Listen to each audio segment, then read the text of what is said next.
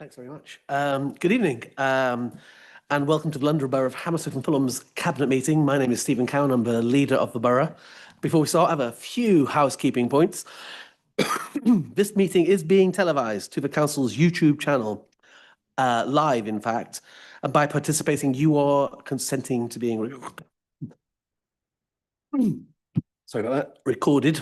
If a fire alarm sounds, the exits at the back. And can please, by anyone speaking, make sure they introduce themselves before speaking so that there is a recorded note of who you are. Can I start by introducing our cabinet? And I'll start from my left with you, Florian. Thank you, Leader. I'm Florian, Cabinet Member for Public Realm. Good evening. I'm Andrew Jones. I'm the Cabinet Member for the Economy. Oh, thank you. Councillor Francis Ume, Cabinet Member for Housing and Homelessness. Good evening, everybody. Councillor Rowan Ree, Cabinet Member for Finance and Reform. Good evening. I'm Councillor Alex Anderson. I'm the Deputy Leader and responsible for children and education. Hi, I'm Wesley Harcourt. I'm Cabinet Member for Climate Change and Ecology. Good evening. I'm Councillor Rebecca Harvey, Cabinet Member for Social Inclusion and Community Safety. Good evening. I'm Councillor Zara Kim, Cabinet Member for Enterprise and Skills. Great. Well, we also have with us David Abbott, who is clerking the meeting, I think you say. Sharon Lee, who's our Chief Executive. Grant Degg, who's our Head of Law. It says Monitoring Officer, but what's your Director, Grant? What's your job title? Director of Legal Services. And I'm very pleased to once again welcome Councillor Adroni Alford and our member from the opposition, and thank her for being the most diligent attender at these meetings, and really do appreciate your effort coming to every single meeting. It makes a good change from what went before, and we really do respect your scrutiny, so thank you. You want to say something? Briefly. Go on then. On two items I'm actually covering for Councillor Pascal Tabor. They're not my area of expertise, so I hope you'll be patient. And I will endeavour to. Okay, well, that's who everybody is. We've got item number 1 is apologies for absence. I have an absence from Councillor Bora Kwan, so please note that. I think everyone else is here, aren't they? Yep. Okay, are there any declarations of interest? Okay, that's noted. And if you take a look at the minutes, I know you've all been reading them several times since we last met. Is there anything arising from those minutes? Are they agreed? Thanks very much. That moves us swiftly on to item number 4, which is the funding community benefits through planning obligation drawdown report. And that will be introduced by Councillor Jones and Councillor Ree. Over to you, Andrew. Thanks very much. I want to draw out a few things in relation to what this report is about. In executive summary, it is the funding we have gained from planning developments in the borough for the benefit of the community, as the title suggests, which comes in 2 forms, through Section 106 money and also another type of funding called the Community Infrastructure Levy. The clue probably in the second one is in the title in terms of that being more about infrastructure investments. This is for the last financial year till March 2025, this year just gone, and we have achieved through the council £22.5 million of investment in community benefits. That was a slight increase on the previous year. The important thing to say is that this money is not just money we are given or received. It is money that comes out of negotiation and discussion with development in the borough from those seeking to invest. And it is benefit in financial terms that we invest back for the benefit of residents across the borough in a variety of different areas. The report sets out quite a few different areas. I'm not going to go through every single one of them, but I do want to draw, importantly, quite a few out. Notably, some of this money has gone towards our new civic campus development, which is a substantial investment in the rejuvenation of the King Street area in Hammersmith, which will draw in commercial activity and new visitors, which is nearing completion. Importantly also is our funding of a law enforcement team to support security and safety in the borough, which is also tackling antisocial behaviour, fly tipping and issues like that. Relatedly, we also use some of this money to fund our innovative gangs unit, which is tackling organised crime.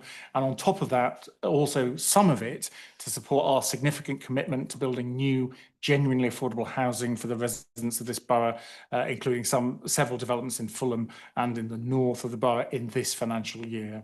There are other things I could add, for example, investment in climate change, mitigation and reducing the risk of flooding, but the report speaks for itself. So I just emphasise the significant investment by this administration, this council, in resident benefit across a variety of areas. Councillor Ree may want to add a few words. Thank you very much, Councillor Jones. I think you've summed the report up very well. The one thing I would emphasise is that this is more than the council has ever raised from Section 106 and SIL. Last year, I said exactly the same thing, and it just shows that despite some of the pressures out there, this council is doing incredibly well in squeezing as much money as possible into services for its residents. And I think Councillor Jones, the leader, and all the officers who've been involved in this work deserve enormous credit for that. I should try and provide some. Is this one of the papers you want to come in on? Yes. All right. Why don't you come in first? Why is who's not here? Who's speaking on behalf of? Did you say? What's it? Adrian was going to do this whole thing. Councillor Pascal Tabor. Right. Why? And he can't come to this meeting. He's got a bad cold. So Has he been to this meeting? I don't think he's ever been, has he? well, I'm afraid so. You've got me covering again. Look, I love the fact that you're always here very diligently. But I would say when we were in opposition, you remember those days well. We would send cabinet members if it was something we were interested in. So firstly, let me thank you for being there. I am a bit disappointed that the shadow cabinet member. No, he is seriously. Because he's got what I had last week, and you didn't want to see me last week. So okay, maybe I'm showing my age, but okay, a cold. All right.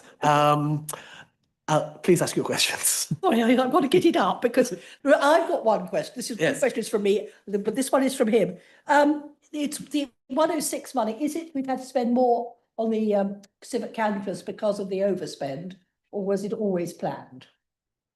Should I add to that?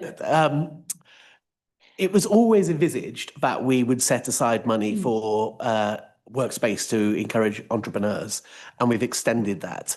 So the issues with the civic campus have been well documented. The combination of Brexit, the pandemic, and several other factors have caused a huge problems for the building industry. If it's not a developer, I don't know. In fact, one leading developer told me he thought a number of builders would go bankrupt because of the nature of the economy and the development structure in the building in that sector. So it has been very tough, and prices did rise as a consequence of those things. But this scheme, you need to remember, in the context, will pay for itself within 15 years. It was originally 7 years, and the scheme that it replaced would never have paid for itself. It was purely the scheme that it replaced, which is the scheme the former Conservative administration put in, would have cost over 200 million, and we would not have got that return on money. If it was seen as a cost worth paying, this scheme, which because it generates income from a variety of different sources, from the concert hall, from the cinema, from the office space, from all the flats we're selling, it does pay for itself in 15 years. And what's actually happened is that payback date has been pushed back.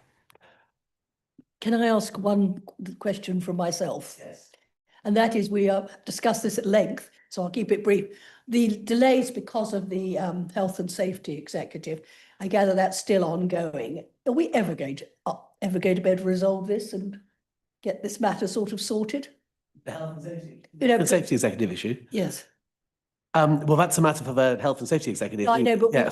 but sorry, I don't mean to have a dialogue, but just to explain, it's been delayed because you had to stop, because they called a halt to everything because of the investigation. That's right. So, yeah, the extra cost from that, is that ever going to be recouped, or is it actually sort of, well, what is actually happening now? Have we got over the stoppage? We're moving forward, and is the date envisaged to be on time? Does that make sense now?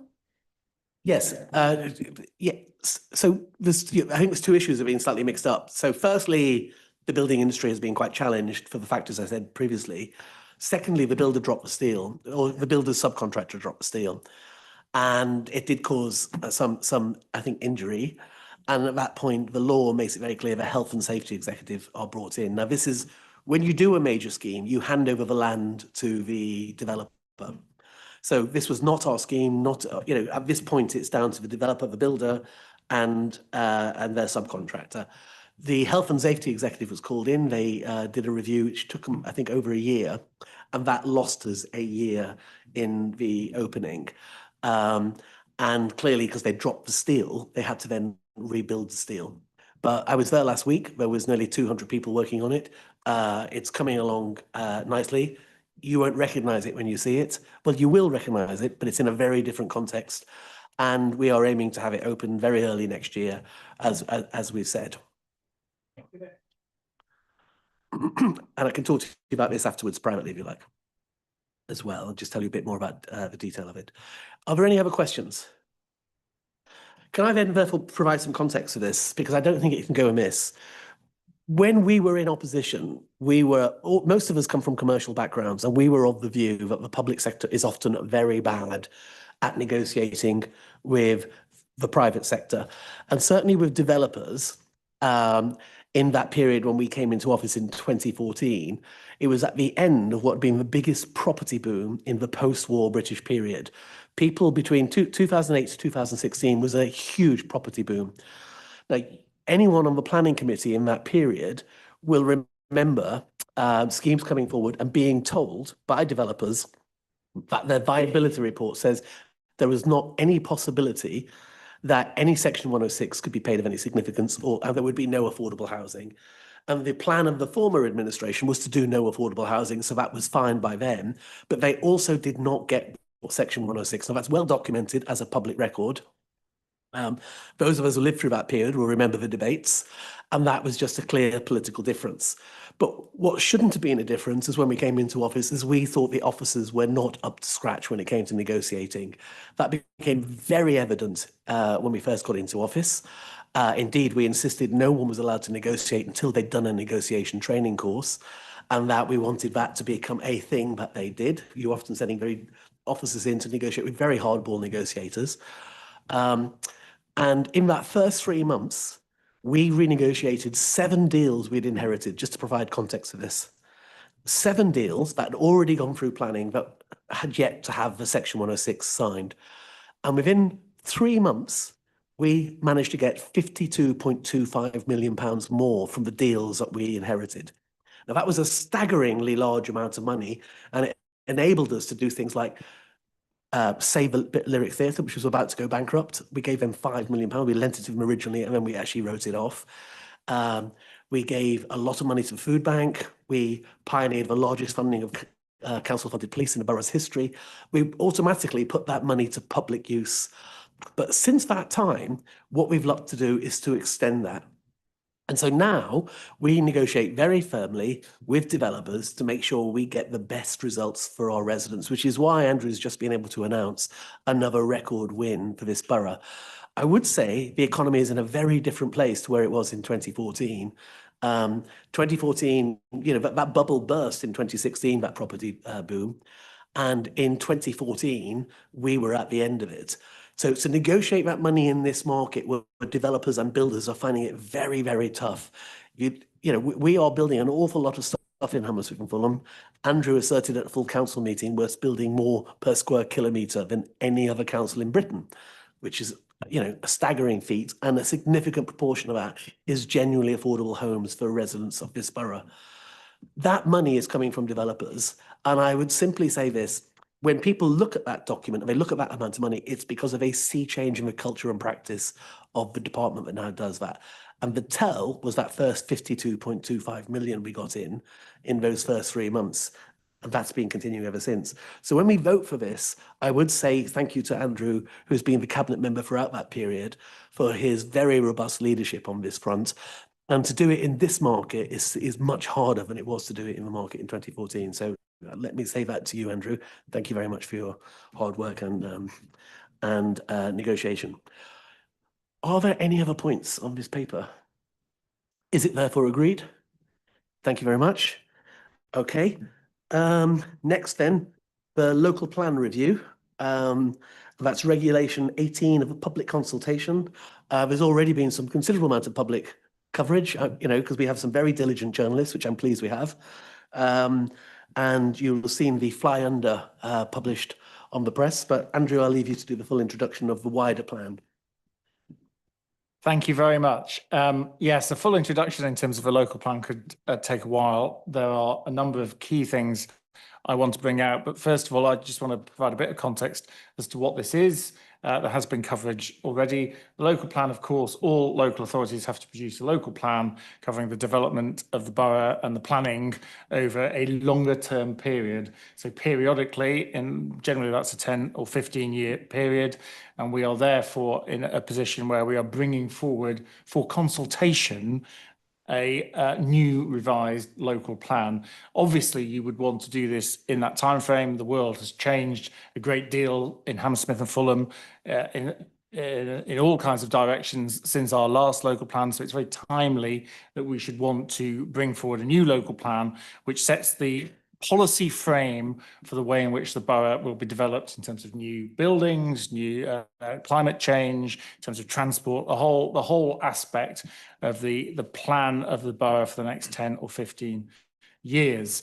As the leader said, this is the consultation stage under the Town and Country Planning Act. We have developed with some degree of an initial thought and consultation, a draft local plan. This now comes forward for full consultation to the public. So from having once previously done this is not the new local plan. This is the draft plan, which we very much welcome and wish for feedback from the public and from stakeholders as per the statutory way in which things move forward. Some important context, I think, some of which have been mentioned already for this new local plan. Most importantly, one of the things I mentioned previously, we now have, with the Labour government's ambition, proposals to construct 1.5 million new homes in the coming period. Clearly, our local plan, as part of the big jigsaw nationally, is a key component of that, and we would wish to support that ambition, and that those kinds of changes to the planning frame are built into this proposed consultation document. A second major area, and that's also been part of our manifesto commitment, and things have moved on in terms of construction of genuinely affordable housing. The second major area is, of course, climate change. We have a whole range of ambitions around addressing climate change. And since the last local plan was developed, obviously things have moved on considerably, both in terms of what we would want to do through the planning framework and our ambition around that. So this document has significant ambition in terms of addressing climate change, which is incorporated in the new draft and the approach in the document. There are a range of other aspects to the document that are very, very important to us. To give a few more examples, because the document sets out in great depth, the future of our high streets and our town centre neighbourhoods is tremendously important. We've moved a long way in terms of rejuvenating, as I was talking before, but also thinking about what new mixes of businesses and town centres look like in the era that we look forward towards in the next 15 years.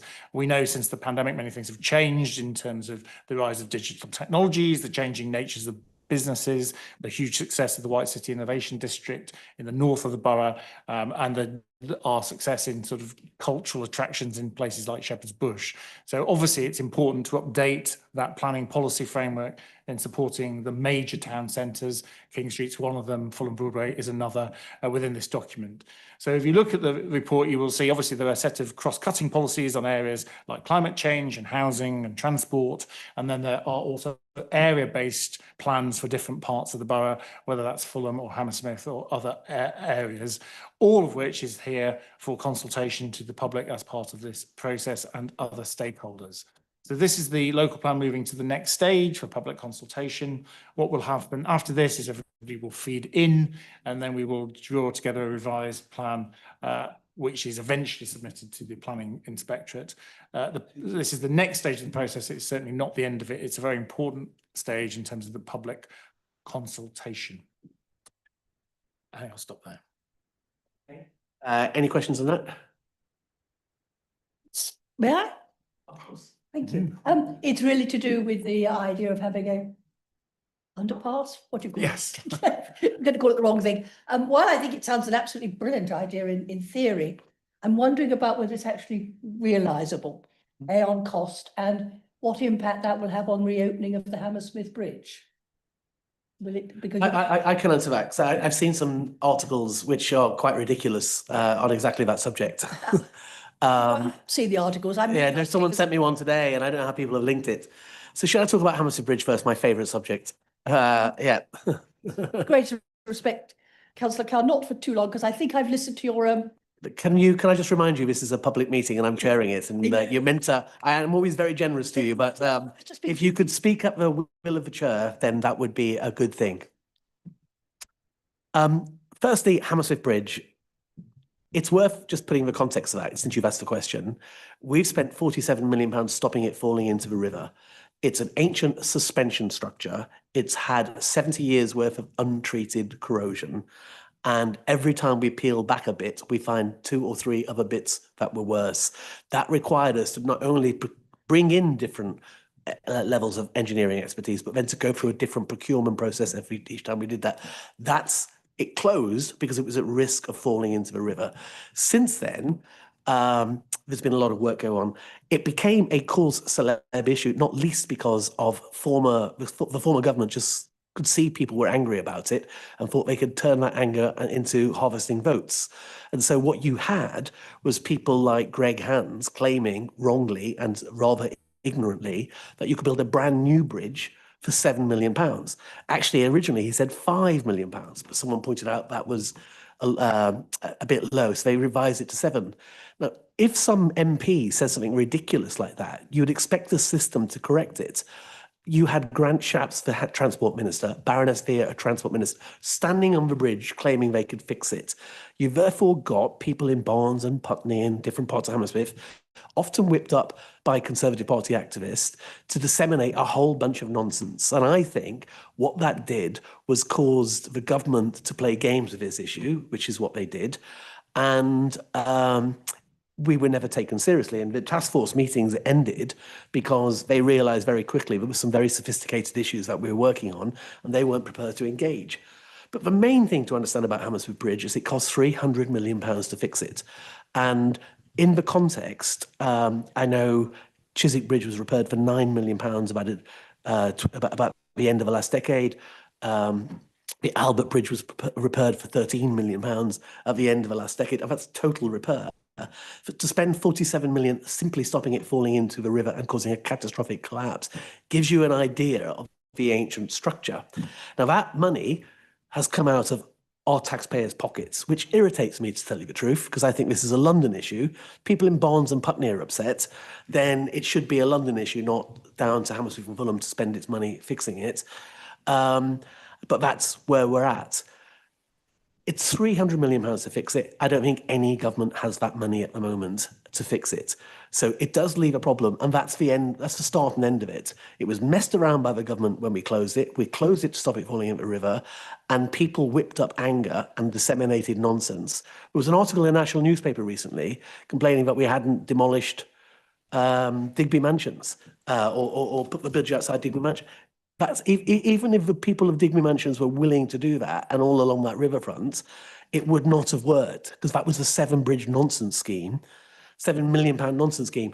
Just to put that 7 million in context, in case anyone wants to know, the same organisation that said it could build a bridge for 7 million to take lorries and buses, then had to build a pier, and that came in at £24 million before it was scrapped.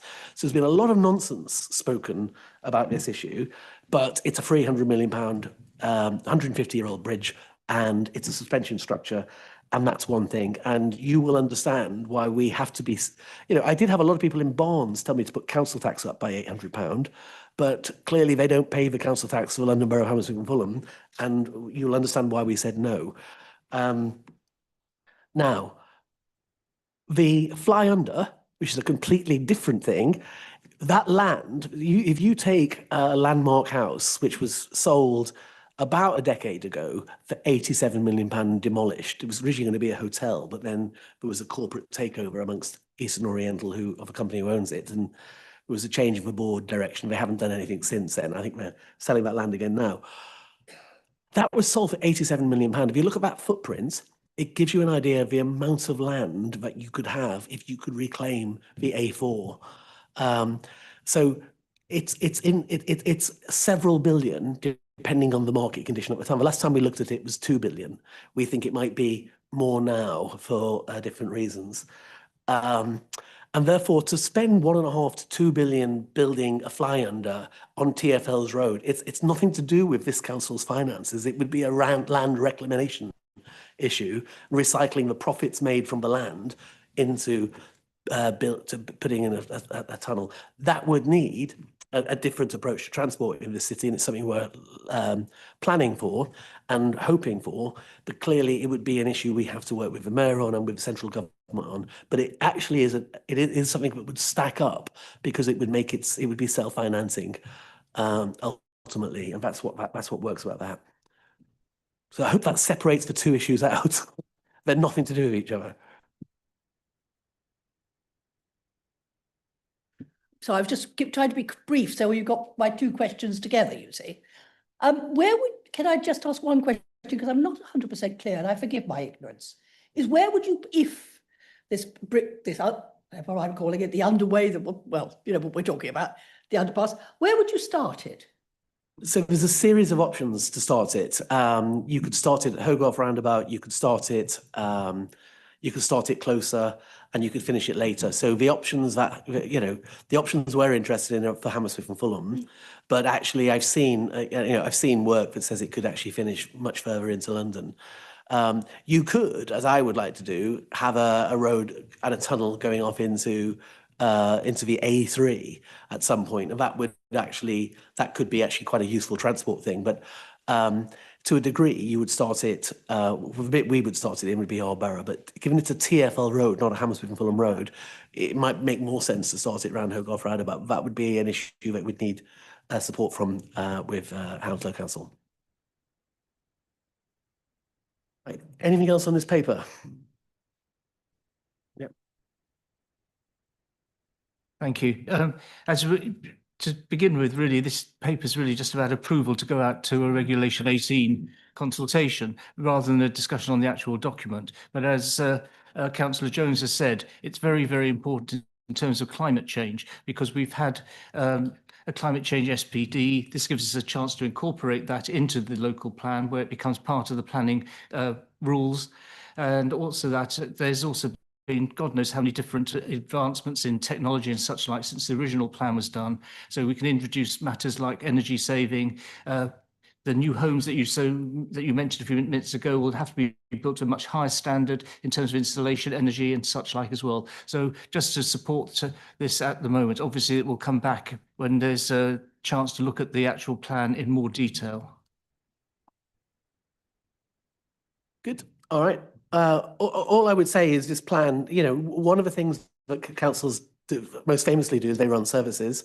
And as we know, that many of the services, like looking after our parks, cleaning our streets, collecting rubbish, other very public services, there's other services people tend not to see, like looking after children, especially children at risk, or looking after elderly people who've fallen out of sight but require an awful lot of care. And this council famously is the only one in England to do free adult social care. And famously, we pioneered free breakfast for all school children. And that's the type of things that you get noted for. The other side of a council's responsibilities are very, very much in how land is developed. And therefore, this document is a very important document to engage the public in, because what we want is to hear the public interest, their concerns about what they would like to see in their borough, which they live in, for this amazing part of London.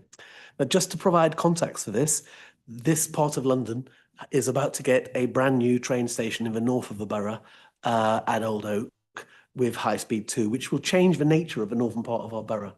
But meanwhile, it already is infrastructure rich compared to East London, because it has 14 tube stations and train stations and motorways and hospitals and a number of different assets. So the question is for us when we view this paper was, what will it look like in the mid-century? And that's a question that Andrew and I first started to ask in opposition. What should the world look like in the mid-century? And to quote James Carville, the famous Clinton advisor, it's the economy, stupid. not calling you stupid, quoting James Carville. So the point is, if the economy is going to be changing so much over the next 25 years, what can we do as a tiny council to future-proof the residents of this borough and give them the best opportunities for them now, but also for their children? Upstream London, the economic plan launched in 2017 and reiterated last year is that plan. It involved what we call entrepreneurial municipal government, which is to have the idea of our borough being a campus borough where we're one of the most important innovation districts in the world. Now, that was the idea we pitched to Alice Gast in her Kensington office, along with Greg Jackson from Octopus, who was giving us some business advice for free when we went to see Alice in 2016. And Alice, an American who, as well as being president of Imperial at the time, had been at Stanford and been at MIT, knew exactly what we were talking about when Andrew started talking about the type of economic ecosystem we need to cluster around world-class R&D. And our pitch to Alice was that if we signed an MOU and became partners, we would build affordable, flexible office space for startup entrepreneurs. Now, that was a long time ago, 2017. If you look at the numbers now, we have more spin-out startups than anywhere else in the United Kingdom. We have more business investment than all of West London combined. And we've created 13,000 jobs, of which we have more green investment than Manchester, Birmingham, and Bristol combined in new green tech economies, clean tech economies. This is a place where we're trying to transform our borough into a very centre of future industry, long cycle industry technologies. And therefore, what does that look like as a land development? Well, we know we need affordable, flexible office space, and we need housing for people to work in and live in, and that's in this plan. We know we need more green spaces because it's not just right for the environment, it's also right for creating a sort of campus borough, and that's in this plan. And so our vision was always set on what do we want people saying about us at the end of the 21st century, but actually we're very focused on the mid-21st century and maybe 2030 and 2040. And that's what this document does. It moves us into much more of a thing. And just, you know, that presentation we did to Imperial led them to work with us. And, you know, Greg Jackson had the idea, all new office should be affordable, flexible office space for entrepreneurs. We approached Blenheim Chalcott, we introduced them to Imperial, and they built Scale Space. We use this idea now of talking to different organisations, whether it's Fulham Football Club or QPR or Shepherd's Bush Market, where we now have lab space and student accommodation sitting alongside affordable housing and the assets they were built. I was very pleased that earlier today, Imperial announced plans to turn a large part of White City into Britain's leading AI campus. Now, Imperial has leapt from the 8th best university to the 2nd best in the QS World Rankings. The number 1 is MIT, also a STEM industry university. The number 2 is our very own Imperial. And the citation, when they went from 8 to 2, was very much because of what's going on in White City. But we want those opportunities for every single child growing up in Hammersmith and Fulham. And that's why this land development plan puts in homework space for young people. And outside of that, it sits along our new pathway bond, where companies work with children and schools to get those children into the jobs of the future. I sometimes am a bit nervous to quote the motto of our industrial strategy, tomorrow is made here, not least because when the Norwegian delegation came from the Oslo University told me their motto is, the future is made here. It does indicate really that all those places where innovation is happening see themselves as in the vanguard of shaping the future. The land development strategy for this borough is to put us in that vanguard. And that's something we've been working very hard to do under Andrew's fantastic leadership. It does help, as Baroness Taylor said when she launched our 2nd phase of our industrial. We're very lucky to have a professor of economic geography as our cabinet member for the economy. But it does mean we have an economic plan. It does mean we have the fastest growth in London. It does mean we have more growth investment each year for the last 5 years than anywhere else in London, and all the other figures I said. And having the right land developed in the right way, places that work for the people of this borough, is at the core of what you see in this document. So I do wholeheartedly recommend that we do that. But when the consultation takes place, it should take place in the context of that wider vision for Hammersmith and Fulham being the best place to live and work anywhere in the UK. Okay, is that item agreed? Well, in that case, thank you. That moves me on swiftly to the capital programme monitor and budget variation. Over to you, Councillor Ree. Thank you very much, Leader. This is one of our regular finance monitoring reports, this one looking at our capital budget as of the end of the first quarter. It's projecting a forecast spend of just over £280 million for the year, including investment in our housing stock, whether that's new housing or our current stock, making sure that it's as comfortable, as warm, as safe and as green as it possibly can be. It's investment in our public realm, in our transport infrastructure, in our schools and in our CCTV network, which is the most comprehensive in the UK. Thank you very much. Excellent. Are there any questions on that? Of course.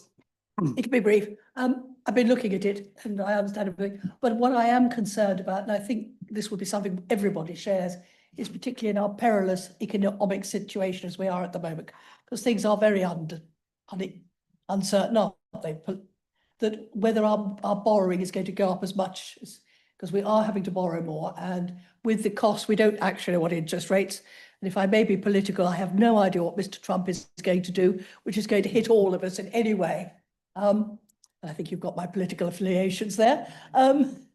This worries me that we're going to overborrow, that we will need to overborrow, and how we're actually going to pay for it. Councillor Ree? Yeah, thank you very much. So we generally, over the last 4 years, our borrowing has all been internal, mostly. So that's essentially just means taking money from one part of the accounts and using it for this. That's because interest rates have been very high for a long time. They currently seem to be on a downwards trajectory. We're constantly monitoring interest rates every day. We have figures in mind that where we think it's good value to borrow and where we don't. And so when there's a good opportunity, we do borrow, but we're certainly very conscious of the overall cost, and so we're not borrowing when we don't need to, and we're not borrowing at higher prices than we need to as well. We do get, so I'd say the majority of the plan for the year is spending on the HRA. So of the 280, I think 160 is HRA spending, 120 is general fund spending. And when we borrow from the Public Works Loans Board, you do get a discounted rate if you're borrowing for HRA. So if we do ever have to do external borrowing, we always do that on the HRA side just because it is that much cheaper. If I can either have it in writing, what is the difference in the rates? I mean, I don't expect you to give it to me tonight, but if you could just drop me a line of just telling for the Public Works, it would be interesting to know. Yeah, I think it's I'm going to say a 0.6% difference between borrowing for the HRA and borrowing for the general fund. That's impressive. You didn't expect him to know that, did you? If I may respond, I didn't know whether it was confidential and that it shouldn't be discussed in public, so I didn't want to put. Well, it's very kind of you, as ever. I would look. Can I just provide some context?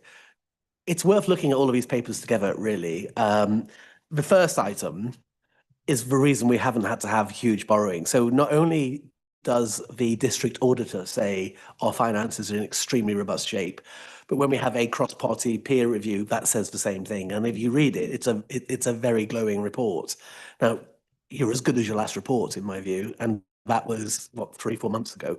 So, but the ethos we have of ruthless financial efficiency combined with tough negotiations has allowed us to bring money in. I am very understanding of those other councils that don't have that type of situation, and we should recognise that. But the reason that our borrowing isn't out of control is because we've been very successful at taking money and using it for services like the law enforcement team and CCTV, free breakfast for all school children, which we pioneered. The second report, you mentioned Hammersmith Bridge. The only time anyone has told me to borrow was the Secretary of State for Transport, Grant Shapps, who, when I said, if we were to take the borrowing out you're suggesting, Secretary of State, that would add £800 for council tax. He said, well, your residents can afford it. So you can imagine I did not take that advice. But we had, and that was the Hammersmith Bridge. So, we have to resist the nature of people urging us to spend things. It's very simple. There is no magic money tree. We will spend the money we've got. We'll find ways of winning new revenue. We'll be ruthlessly financially efficient with the money we have. And as a consequence, we'll manage the borrowing. And that's, you know, we will aim to continue to be one of the most financially well-run authorities in the country. And that's what we hope will be the culture of this place. I can give you that assurance. Okay, is that paper agreed? Okay, thanks very much. That then moves us down to the key decisions list, which I'd ask you all to note. And that allows me to close the meeting and to thank anyone who's tuned in. And again, to thank everyone